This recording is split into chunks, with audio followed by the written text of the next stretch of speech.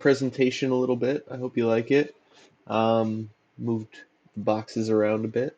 But yeah, we've got ourselves set up for some more TEW. Dark side of the booking, dark side of TEW. Situation with Junkyard Dog. So this is upsetting. We're third in the world, y'all. I was beating Jim Crockett Promotions and only second to WWF, Vince at the time. But Jim Crockett Promotions has closed officially, and WCW is open, booking shows. They actually had their first show recently. Let's check in on that. Oof. Yeah. Sellout crowd though. A lot of people saw that show. So yeah, they are a medium-sized company. I'm big size, so I don't understand. How are they medium? Am I? How are they medium?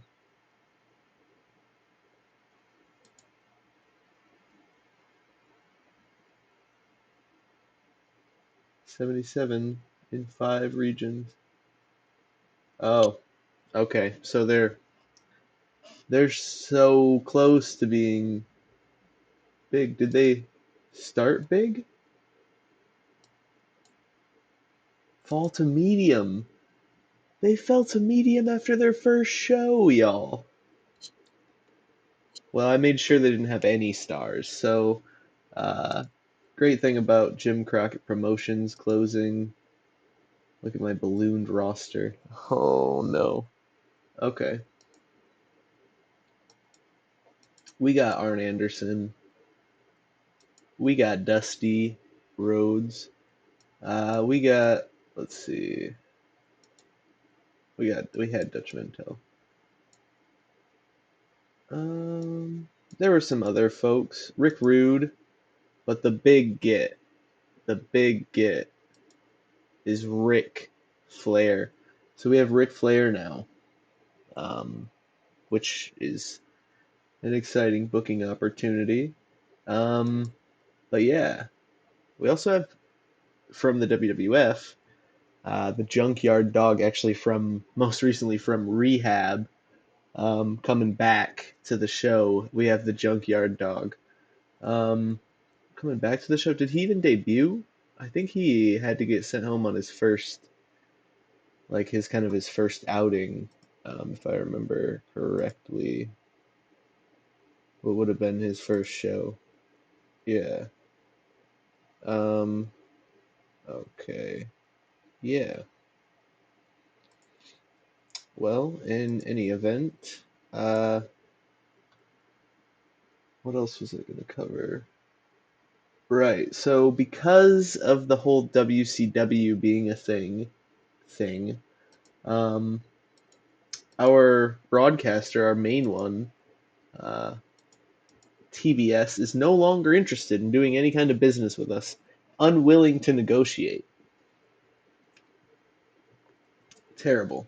So our deal with ESPN's almost over, and I wasn't going to renew it anyway. Uh, and then over here we have a deal with Screen Sport. I don't know what I want to do with this yet. I think I can get a bigger contract. Yeah, I got MTV. Okay, yeah, I already covered that. So UWF Saturday nights is going to be covered by MTV, and I'm getting rid of the AWA show for now entirely. Um, See what it runs like with just one show a week for maybe a few tries. I just have such a large roster for one show a week, you know. So we might just move that along, but I do have to check out all my broadcasters here. Why is it just these ones right now? But yeah, let's see. This is probably what I'm gonna go with.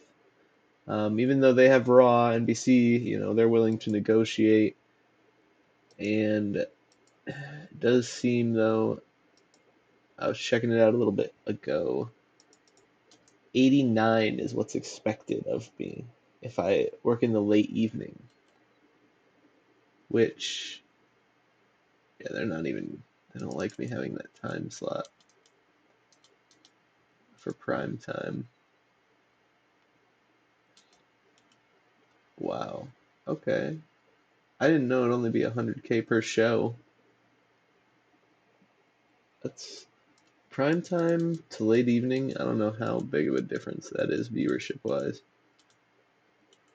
But to say prime time, okay, I'm not paying 100K for that. But this is really high. Like if we look at my top 100, yeah, like the upper level of my events and some of the more recent ones are up there, but that's not at all something I would be hinging on all my TV shows being able to be above. So there is that one caveat there. But yeah, we're gonna start moving ahead and getting some booking done.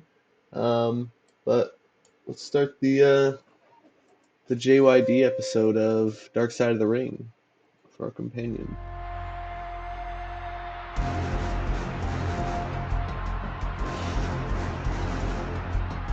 My opinion is Junkyard Dog was the most prominent black wrestler to ever lace a pair of boots. Overcoming incredible odds, a young black wrestler rose from humble beginnings to become a generational superstar, achieving unimaginable heights in a sport dominated by white performers. Yes, he did. He paved the way for all of us. You feel you're going to be wearing the crown? Just as sure as I'm black in the day, Sunday, Mean Gene. His charisma and his personality is what got him to where he was, because he was a fan favorite no matter how you looked at it. JYD was on top, selling it out. I mean, it was incredible. If you guys could just hear the crowd, they just love it, and could nobody stop it. He's invincible. It ain't nothing else I like to do no better, and that's fighting. I've seen the stars for him, because at that time there were no black superstars. Bill Watts, he saw dollars. I saw his charisma and named him, gave him his music and did everything, and he was so dynamite. The unlikely friendship between promoter Cowboy Bill Watts and the Junkyard Dog was tested when the Dog defects to the WWF. I think Dog went because there was a better opportunity. There's more money, and then he was going to be a big star there. But JYD's dreams of achieving superstar status in the big leagues fell short. Vince McMahon didn't use him like Bill did. I wish he had, because he could have been one of the biggest stars in the WWE. Yeah, it broke his spirit because he went there to be that big hero again, and he didn't get it. How can Vince McMahon put everything on JYD? Because you don't know if he's going to show up or not. We're not dependable, untrustworthy. Dog forgot one thing. You can't do what the white man do and keep your job.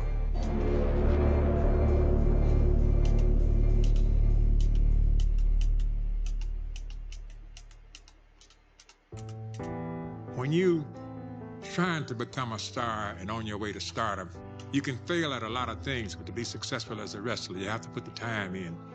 You have to become known by the fans. You have to be able to JYD doesn't have a single possible friend dialogue on this roster. When Junkyard Dog came to Mid-South, he had dialogue, he had style. Even both he had of them are physical gloomy. attributes. And these things turn into box office. These things turn into money. Sylvester Ritter was probably the greatest star to come through the state of Louisiana as they ever had in terms of wrestling. He represents the people. They all love him. Dog had a great following. He was universally loved. That gleam in his eyes, little smile that he had was infectious. Man, he just got over. The people in Louisiana loved him. And, he'd get to the ring, and he'd grab that top rope and lean back and shake his legs and his butt, and the people would just go wild. I'm lacing up the boots, and the whole building's going, who that? Who that? Who that gonna beat the Dog? Who that? Boom, boom, boom. Who that? I'm lacing up my boots going, holy smokes. More than just a wrestler, Junkyard Dog is a hero to the working class, a beloved figure in the city of New Orleans who became a superstar to fans across the Southeast, transcending the sport to become an icon. A junkyard dog, brother. no. Nobody messes with a damn junkyard That's not dog. what I meant to do. I'm Jake the Snake Roberts, Hall of Famer, and I can still kick your butt. Mid-South, I am tired of you ripping me off and playing your stinking game with me.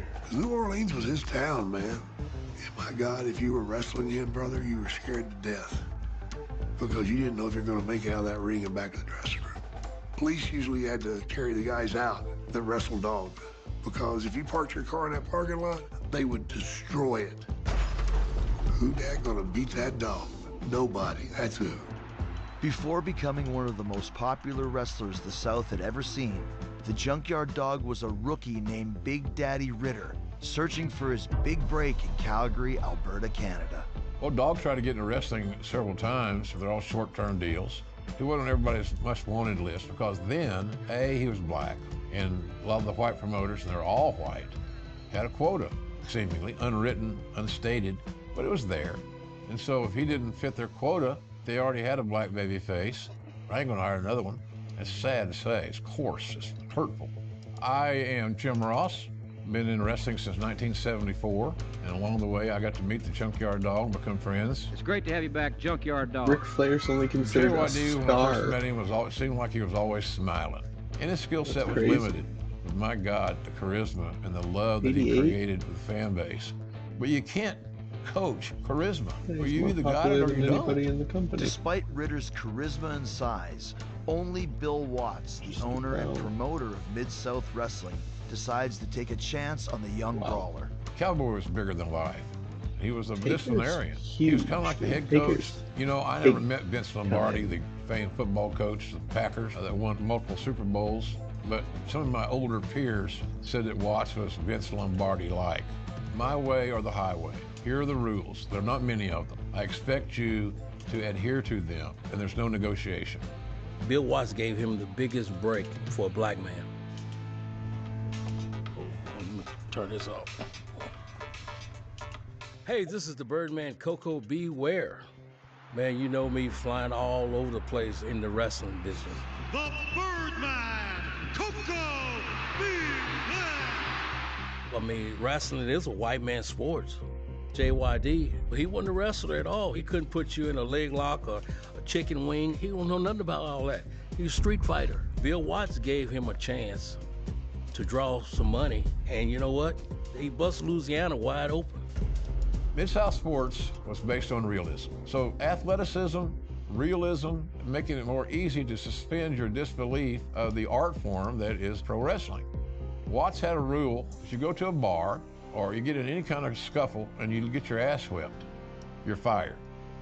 The booker for Cowboy Bill Watts is Ernie Ladd. Ernie Ladd was a philosopher. He's 6'9" and 300 pounds. So Ernie was always looking for talent. Somebody along the way told Ernie, hey, there's this black guy, big, muscular powerhouse, kind of guy you'd like, Ernie, that you ought to take a look at. So Ernie brought Dog in, and he had a rough start because Cowboy didn't know that Dog was not a great technical wrestler. He brought that big, fine, black specimen of a body down that aisle. Some young gals started screaming and hollering, and we would excite the crowd. He was so statuesque, and he looked great. Turn your head, you wouldn't forget him. Dog just clicked with the wrestling fan, so he knew how to connect with the audience. This is Mr. USA, WWE Hall of Famer, Tony Atlas. So all you boys in the Mid-South, get ready for yourself, because I got trouble here, and I got trouble there, and I got trouble coming your way. To the Mid-South, we gon' boogie, baby. So I have to give credit for this to Cowboy Bill Watts. Bill Watts came up with ideas. Dog was a hell of a football player. He was a hell of a street fighter. He was a brawler. So what Bill Watts did was create matches that fit Dog style.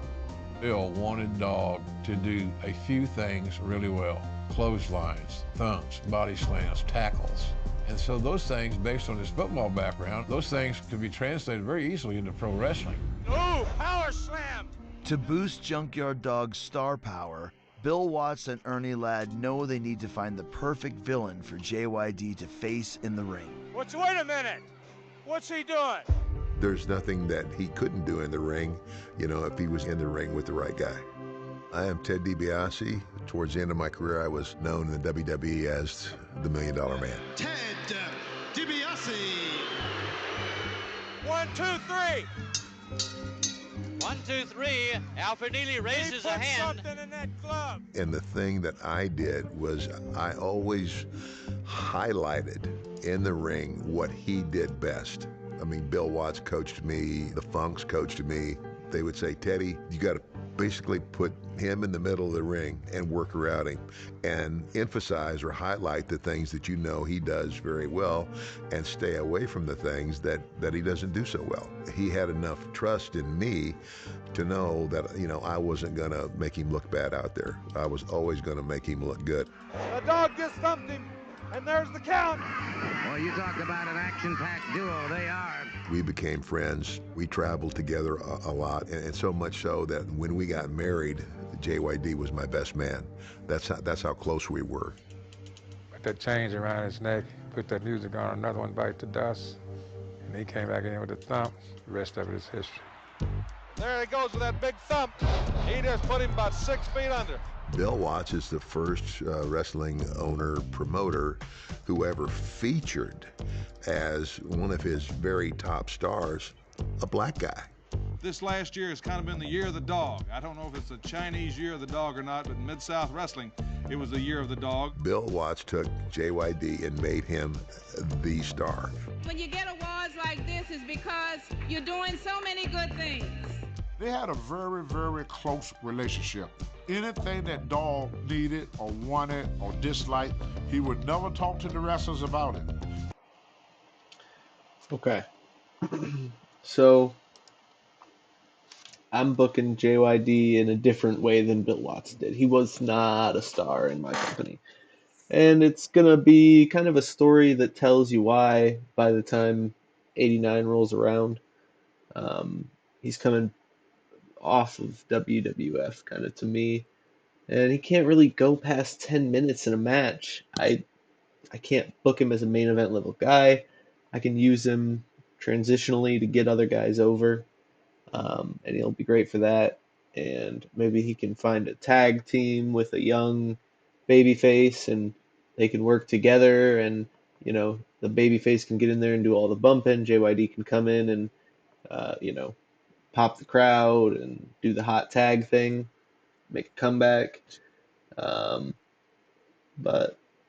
yeah, I don't think we'll see a whole lot of JYD winning in the booking here.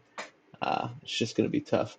I'm booking New Year's Revolution. I'm just taking that freely because, at least in kayfabe, I think Eric Bischoff's the one who came up with the name of that pay-per-view, and he works for my company, so we're going to do that. Oh, hey, what's up? Sorry for bothering you. Promotional offer. Bots. Oh, I'm all right. Appreciate you. If you want to follow, that'd be dope, but I don't necessarily want any bots to follow.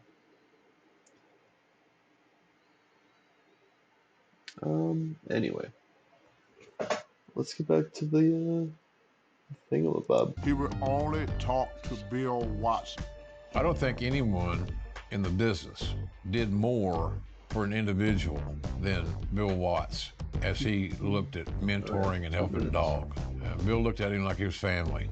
You always go out and give 100% for the people and for yourself. And a lot of people were astounded that Cowboy was so friendly with a black person. And Cowboy said, I want you to know one thing. He said, my favorite color is green. And at that time, JYD was selling tickets, lots of them.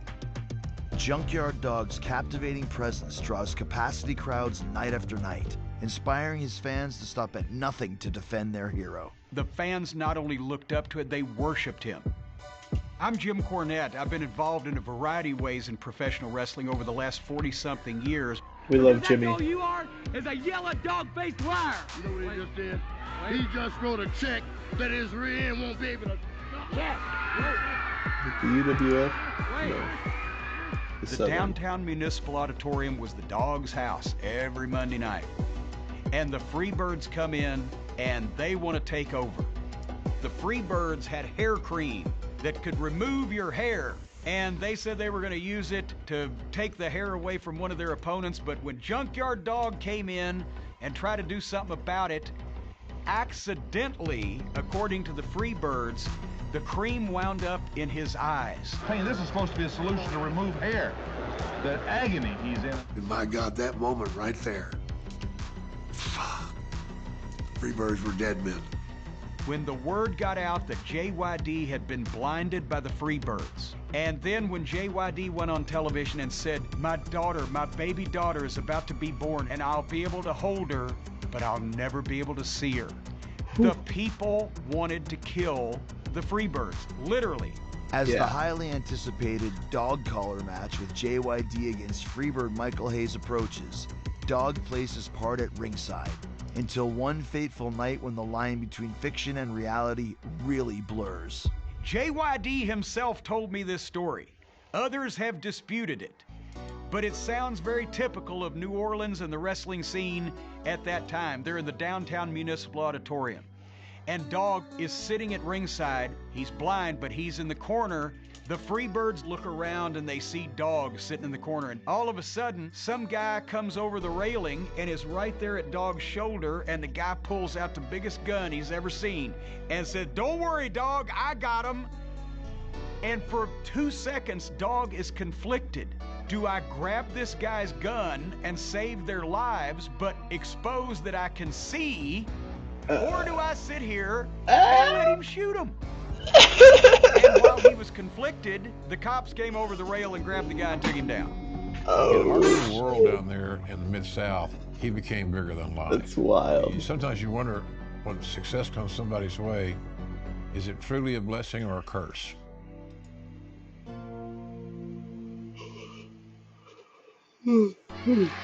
JYD, he transcends race, color, and creed. He's everybody's champion. Under the guidance of legendary promoter Bill Watts, the Junkyard Dog has emerged as a main event superstar in Mid-South, drawing record-breaking crowds for the company. He was the black Hulk Hogan down there. Louisiana, Oklahoma, Arkansas. I mean, he had all those towns just sold up. Let me tell you something, Buzzer Wuzzer. It ain't but one dog. Well, there wasn't many black wrestling stars when I broke into business.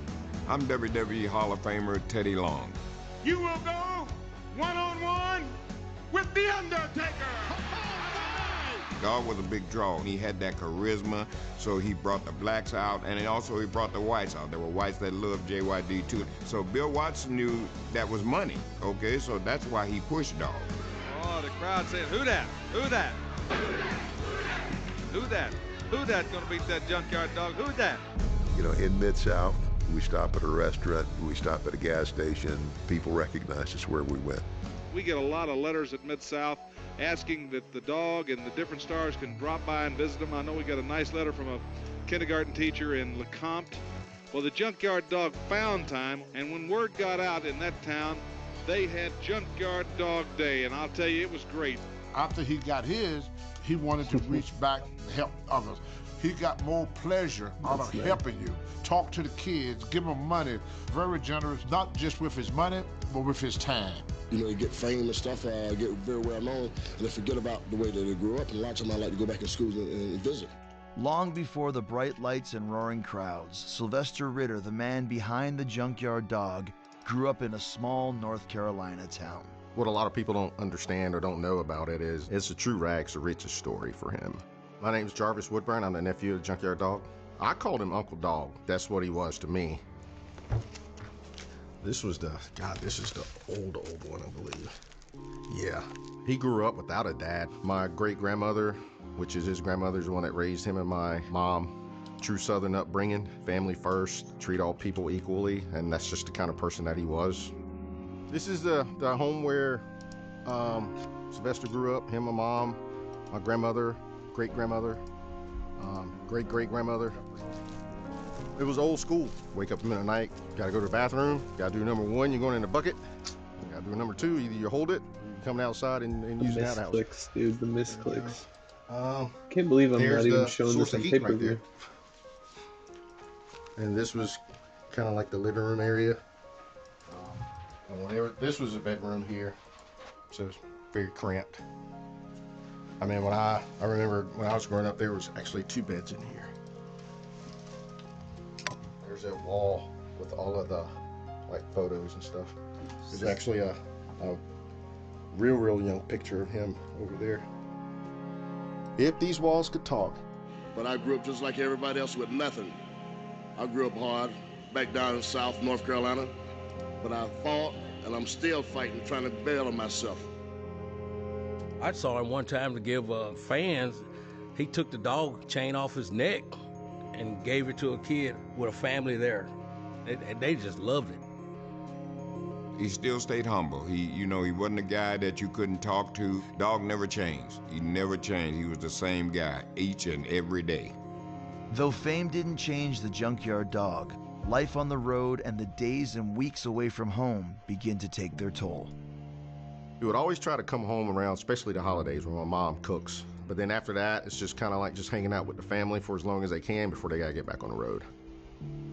He had a daughter, LaToya. His daughter was with us since she was 2 going on 3 years old. He loved her to death. She loved him. She was definitely a daddy's girl. He was a great father. He's just on the road all the time. Being on the road all the time is, well, I mean, it can take a toll. It taxes on your body, it taxes on your mind, it taxes mostly on your relationships with your children, with your wife, with your family. You know, an average week was 1,500, 2,000 miles a week. So you're in a car a lot, and you're away from your family a lot. And sometimes a big old fat joint was your solace. Of course, for a dog, it just created more of an appetite.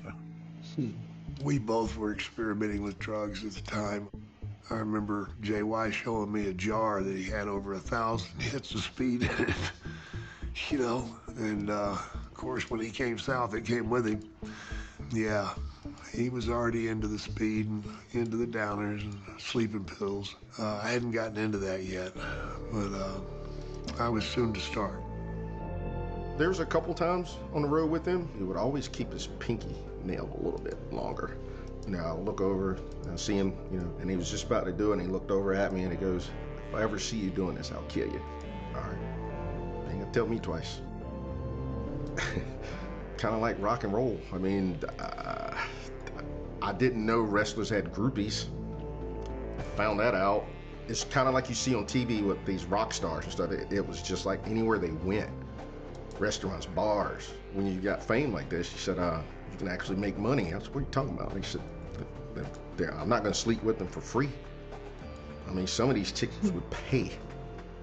So I started hanging out with Dog because I got free beer, free food, and got laid. Very random.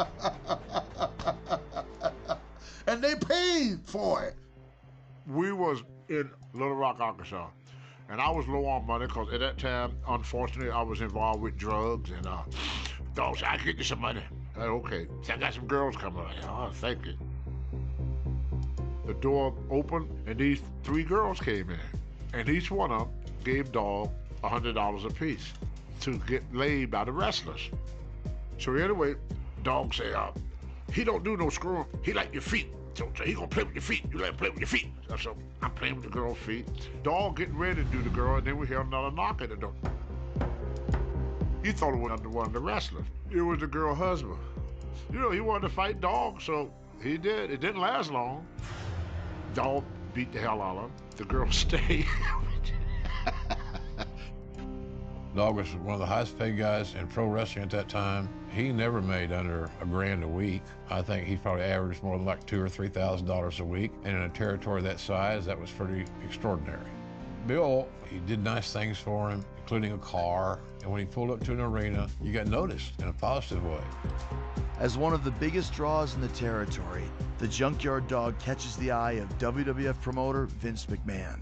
In the summer of 1984, McMahon makes JYD an offer that's more than double what he's paid under Bill Watts. Vince McMahon was starting the national expansion that he started in 1984, and Vince was trying to suck up all the talent. Unfortunately, the thing happened that I never believed would happen, and that was Dog walked out. He walked out on his professional savior, and he went to WWF for the cash. How does Bill Watts feel when JYD leaves?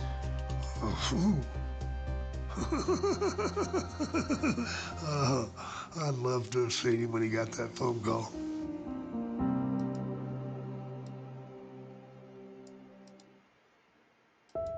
A lucrative offer from the WWF proves too strong for the Junkyard Dog to resist, as he suddenly departs Mid-South, sending shockwaves through the territory and leaving promoter Bill Watts stunned.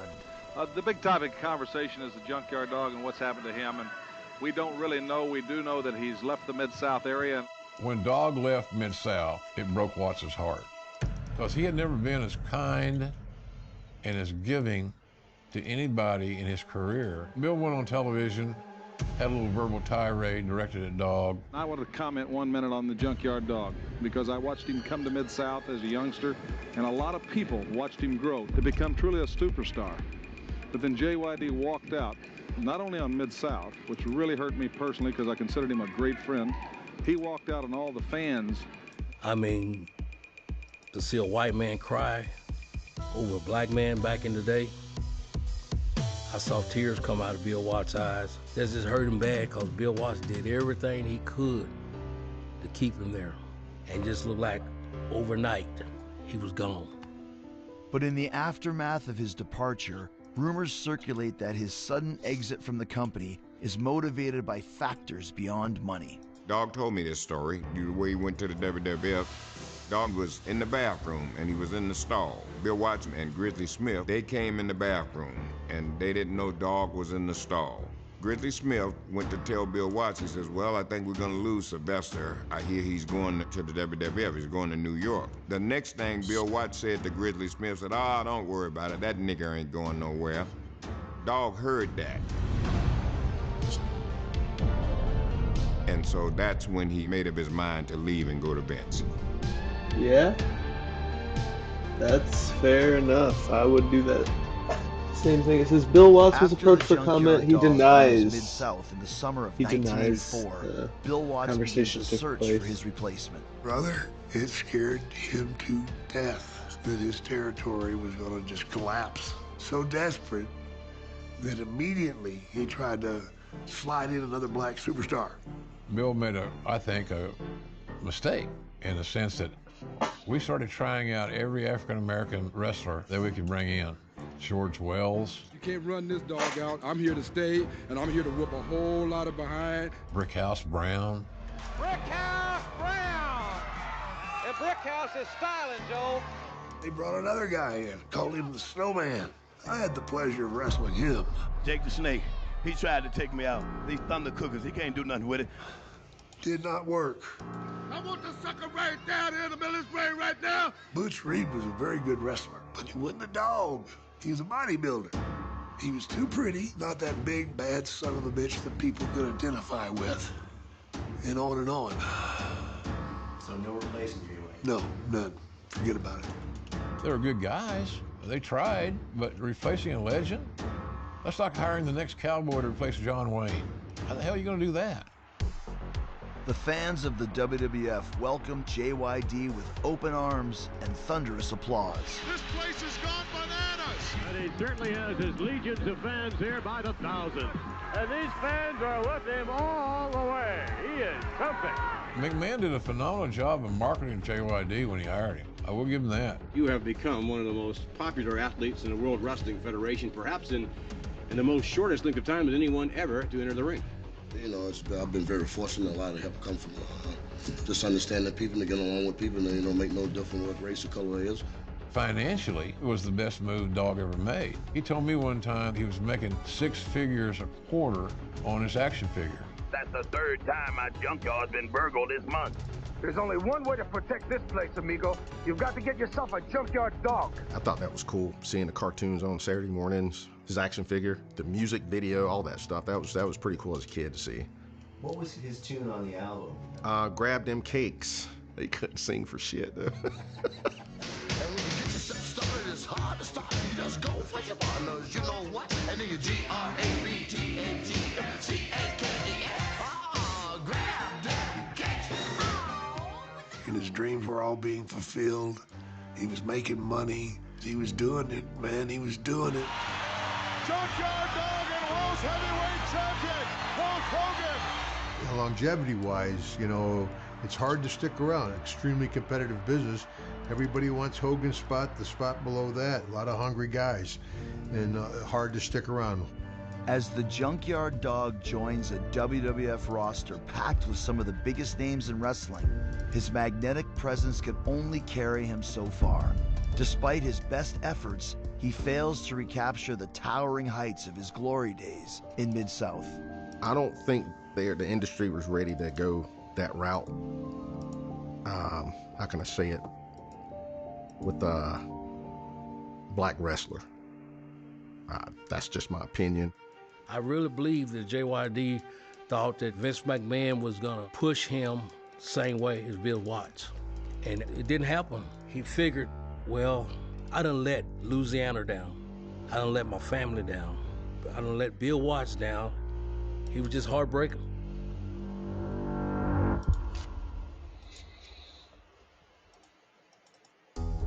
Having left the Mid-South territory behind for the promise of even greater fame, the Junkyard Dog fails to reach the same level of prominence in the WWF.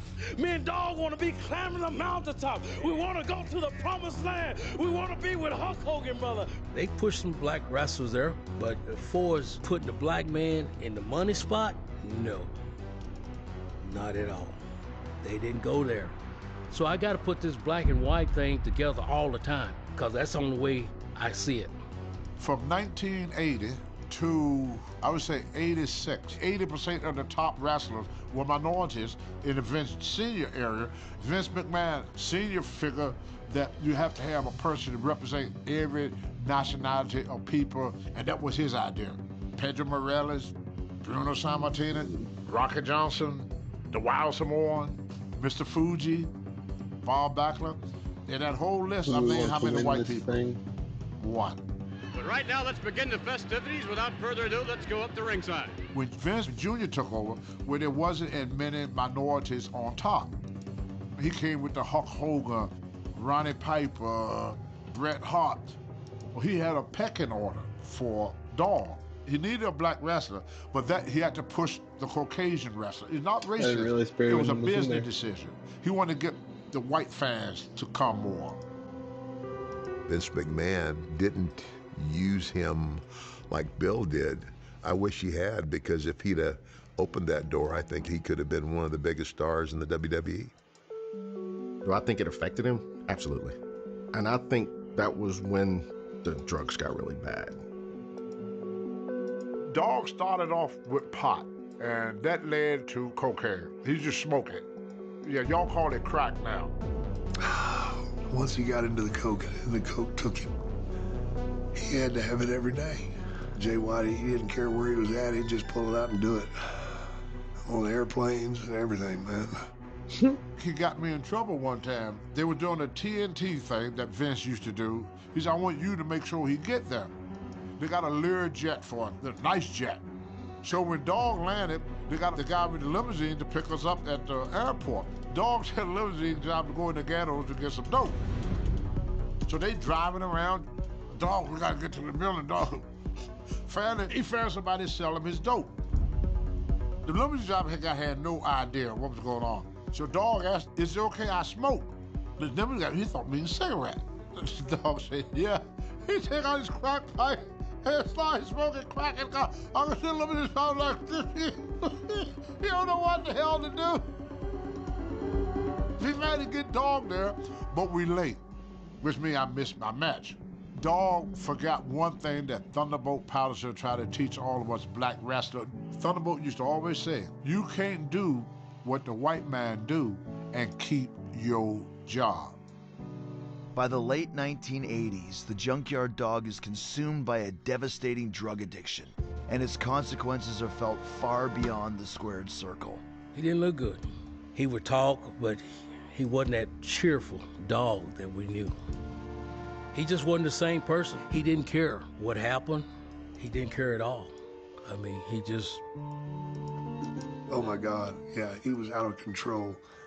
I remember him sitting there in Madison Square Garden and loading a pipe up and hitting it right in front of everybody.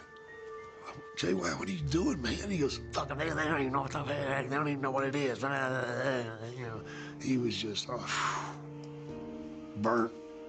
Oh yeah, the dog came out of his hiding place. Started to begin to move up and down that ladder once again. And like I said time and time again, every dog needs a bone to chew on. Of course, he had a drug problem. Everybody was taking drugs back then. I can't throw no stones. I A to Z. I just never had that addictive type personality. A dog, he struggled with that. He sank into it. It was more and more, and, you know, there was no talking him out of it. Why is he let go from the WWF? No shows, the way I understood it. Vince didn't care what you did, because drugs help you to go, go, go. But you miss shows, you scare me to do that. I didn't have no idea that he was leaving or anything like that. And that's the way the wrestling business, it was like that. They didn't give you 2 weeks notice, just tell you, hey, leave. A guy can't go buy groceries, you don't have any money, and you haven't seen your family, it's disheartening. He definitely had a great soul. If JYD's story isn't a cautionary tale, then people aren't paying attention.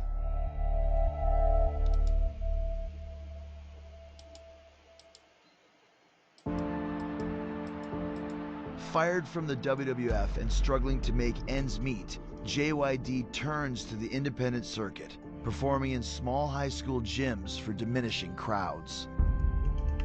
After hitting rock bottom, JYD's fortunes change with an offer to join World Championship Wrestling, where his old friend and mentor Bill Watts is now in charge. And Bill Watts came in and he knew that he could make his mark if he recaptured that black superstar. He was likable as hell. Everybody there was happy to try to resurrect him, shall we say. I knew that his days of working on the top were over. He didn't know that. It didn't seem like he wanted to admit it, but you ain't the same guy. And you look bloated. You're not JYD right now. And at some point, you hold out hope to somebody that you love and respect. Well, they'll see the light. But let me tell you something. As my daddy would say, they got to carry their share of the water. I get mad when I pull up stories about the first thing people say, drugs this, drugs that. You got a guy that came from nothing. They pulled him out of that environment, give him all this money, not making excuses, but yeah, he did drugs. I mean, everybody got demons. I'm pretty sure the last time I seen him was like 1995, and I came in and he was just mumbling. That was about it, man. And I went back to where he was sitting. They said, he's in the ring. I went out to watch. They were ringing the bell. It was over. It lasted about 2 minutes. That's all he gave him. And he came back, grabbed his money, and walked out the door. That's what we're starting to see. I didn't say nothing, man. And I know exactly where he was at. He was wanting to get outside so he could get high again. I've been there. I've been there. If he had his drug fix, he was perfectly happy to go into isolation until he needed the money. They didn't work a show for some independent promoter for the cash. You see, the pain that you get from the cocaine is because you look in the mirror every now and then, a moment of clarity, and you'll look at yourself and you'll see just how far down you've gone. That's painful. And it's also shameful. And those two things, man, will kill you. Debut match is a 46 In just over a Austin. decade, JYD goes from headlining the Superdome to working a part-time job at a local Walmart. Dog is used to being treated a certain way for a long period of time, from his football career to his wrestling career. And then all of a sudden, all that is taken away from him. So you have to get used to being treated like shit, pretty much. When I hit that spot, I tried to commit 65. suicide. It's pretty good. I was homeless for a year and a half. I slept in the park. Didn't shower or bathe or brush my teeth or comb my hair for a year and a half. That right before Sober December. So Dog was going through the same thing. He didn't save his money. Dog was very careless with money. He was making $8,000, $10,000 a week. It just came so easy to him. And all of us felt the same way, not just Dog, that it would never end.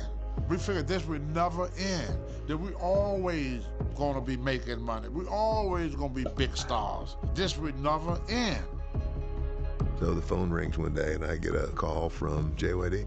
I hadn't talked to him in quite a while, and he knows by now that, you know, I've had this change in my life and that I'm out not only doing school assemblies, but I'm speaking in churches If you're a wrestling fan, you may have remembered the $1 Million Man. How many in this room would say you remember that guy? Yeah! And he says, I want you to encourage those kids you're talking to not to do what I did. And I was just like, wow. I did what he asked me to do. That sin, that one that goes away for a week or a month and then it rears its ugly head and it's back. Or maybe even worse, it's there every day. Drugs, alcohol, addiction. Here's a guy who was the biggest name and succumbed to drugs. And of course, that was probably one of the last conversations we had. The last time he came home was for his daughter's graduation. He was coming from Mississippi. Dog was real proud of his daughter. He wanted to make sure that he was at his daughter's graduation because, I mean, she would want him there too. I mean, you got to feel real proud if your dad is the Junkyard Dog and he walks into your graduation. It don't get no better than that. So he was certainly determined to get there. From where he was living at in Mississippi to Charlotte, North Carolina is about a 9-hour drive one way. He misses the graduation. We're all at my mom and dad's house. He shows up. Of course, he apologizes, that he was late. He holds my son for the first time. My son was 6 months old, but he looks like a little miniature baby doll in his hand. And he held him for a while, but that was the last family photo taken of him. And then later on, he said, I'm gonna get back on the road. So I met him at this gas station, and there's something on the driver's side door. I'm like, dude, what's that? He goes, puke? Once he had a long night last night. So I didn't think nothing else about it. And I said, you gonna drive all the way back home? You're not gonna pull over to sleep or anything? Said, nah, I'm just gonna go ahead and drive on, make it straight home. I didn't know that was gonna be the last conversation I had with him, though.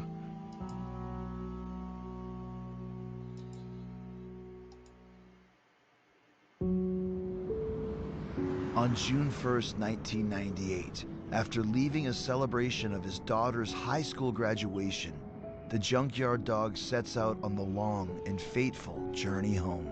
We talked 10, 15 minutes right before he's getting ready to go. He's done gassing up and everything, and he said, well, man, I said, when you come back down? He said, man, I'll be back on the 4th. I said, all right, well, cool, man, I'll see you then. Dapped each other up. He gets in the car and he drives away. I go home. The next day, I get the call at work, and it's my mom, and she's, very upset, and she said, Sylvester got killed last night. I was like, wait, what? And she rambles something, and I could barely make it out. I just heard car, he got killed, and she hangs up the phone. And according to the authorities, the accident happened that morning, so he drove all through the night. All night long. He fell asleep. There was no skid marks. You could see where the car veered off the road and it flipped several times. There's no way he could have been wearing his seatbelt because he was too damn big for that seatbelt. He shouldn't have been in that car anyway. And it was head trauma, according to the autopsy.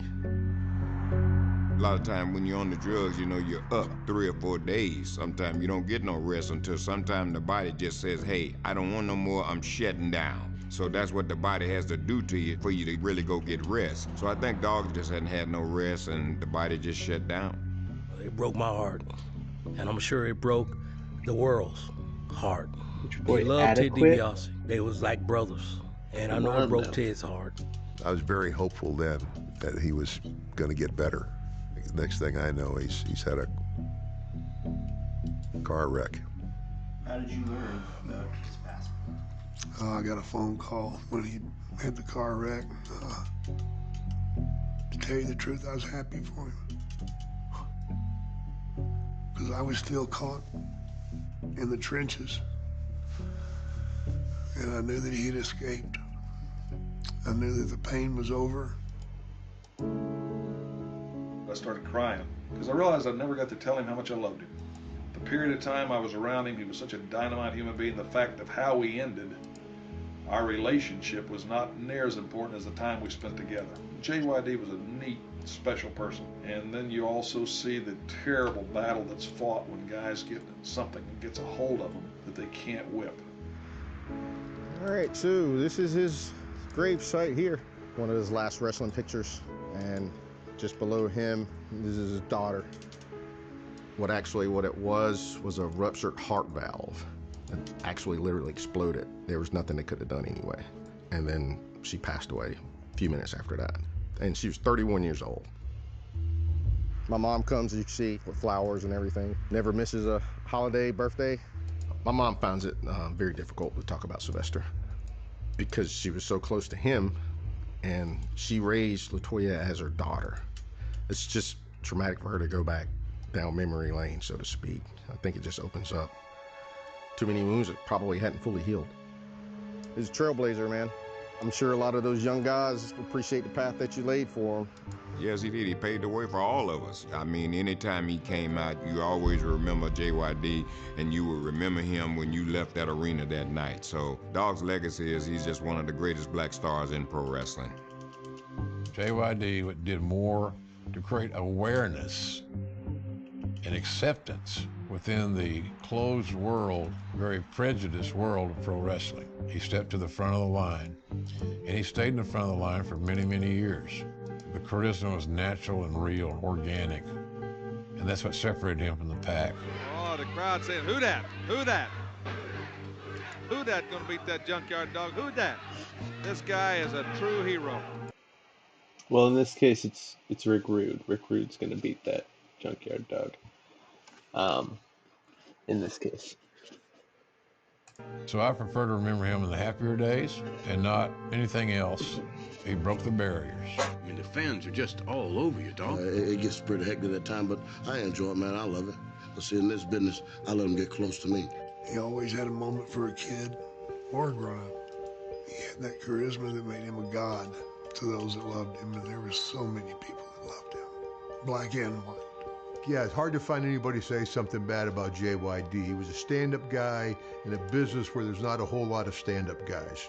I'm honored to introduce Sylvester Ritter, the Junkyard Dog, the Wrestling Hall of Fame. I'm hoping that he's remembered for good stuff that he did in the industry.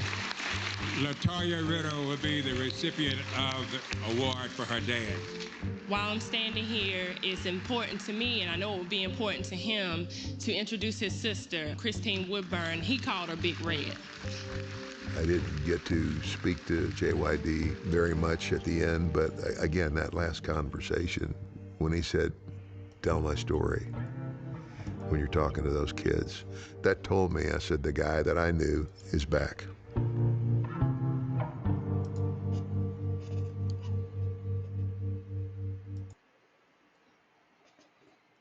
Wow. Crazy story. And they tell it, they did, you know? The story that they're going to be telling tonight in the ring between JYD and Rick Rude. Let's see here. Rick Rude. Ravishing versus the Junkyard Dog. You know? Pretty much just look at me. Look at the epitome of fitness, the epitome of male physique versus look at Junkyard Dog. And why do you people like Junkyard Dog? Why do you people, cheer for Junkyard Dog? When this is me, I'm cut. I'm on the top of my game. I'm not over the hill like that Junkyard Dog. That type of situation there. And, if it does bury JYD, it buries JYD. It's tough going when you're a wrestler, essentially. I mean, it really is. Let's see. Let's get another angle in here. Dusty, Jimmy, Dusty, and Dutch.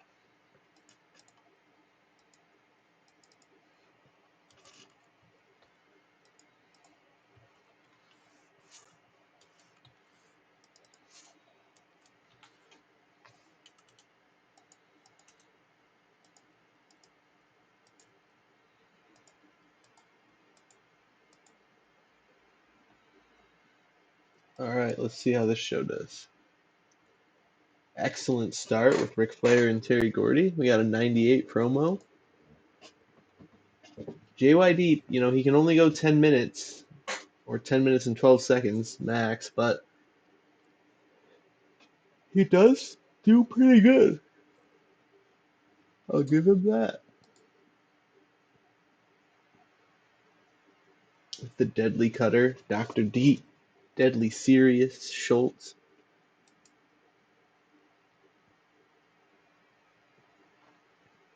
All right. Pretty good stuff there. 88. Dutch clearly enjoyed the freedom to go off script. 84. And an 80. Terry Gordy and Ric Flair don't click. What are we doing here, people? Only increasing our popularity in 10 regions. That's what we're doing. Did Jim Crockett Promotions send Ric Flair here to fucking, mess shit up? What's going on? Kevin doesn't connect with the fans. Write him off. Our trailer needs to learn how to sell, huh? I guess so. Probably not wrong. All right, well, that's gonna be the show for tonight, y'all. Peace out and join us next time. I think I'm gonna start doing like a TEW Tuesday if possible. I still work full time and have a job to get to and everything, but probably on Tuesday nights or Tuesday mornings, even Tuesday afternoons. We can expect some TEW streaming at some point. Trying to be a little bit consistent with the schedule, so check it out. Peace.